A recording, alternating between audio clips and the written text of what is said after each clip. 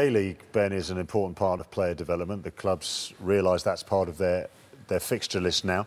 But a lot of games are being cancelled. We've got a list of 5 of them now that have been scrubbed because they just don't have strong enough squads. So there they are. Are we seeing a really important problem now starting to build? Yeah, but it has been there for a number of years, and we're seeing certain teams now which haven't traditionally had injury problems. So you could say that Harlequins maybe isn't an anomaly, but in previous years we've seen other clubs struggle with a big injury list.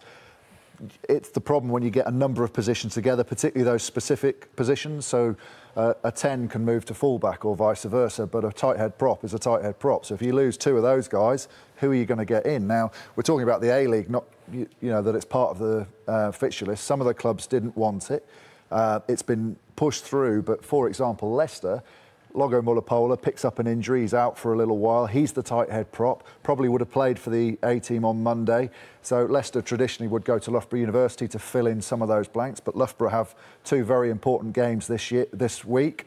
So are you going to put a university third-team player into your A-League tight head position who might possibly come against an international loose head prop? And there is a player welfare argument there that actually if something goes wrong there, Leicester could be, could be done for, not looking after the guys that they're bringing in. So it's a big concern. I think the number of collisions that we're having in the game because the ball's in play more might have an impact on it.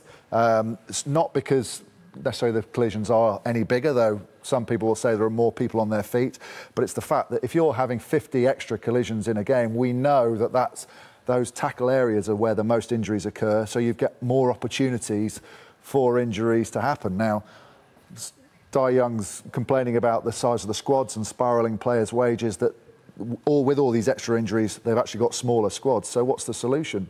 Yeah, well, it's almost like a perfect storm starting to develop, isn't it? Do the players say, well, we're playing too much, I'm happy to take a pay cut to make our squad bigger? I just don't think... It sounds nice, but I just don't think it's going to happen. It's really tricky from top to bottom, because with the A-League fixtures being cancelled, what then it actually stops is the development of some of those younger players. So, for example, if you're not a first-team player, but you rely on those games to keep you in the game, to give yourself a bit of competition, and instead of playing on a Monday night, you're holding a tackle bag on a Tuesday for 3 weeks in a row, that's not good for anyone. There's certain parameters in the game which won't change. It'll always be 80 minutes. The pitch dimensions will forever be the same, but the forces on the pitch are just getting greater. And then you add to that an extra ball in play time. Essentially, the more tackles, the more carries that you're going to make, the greater chance that you're going to get injured.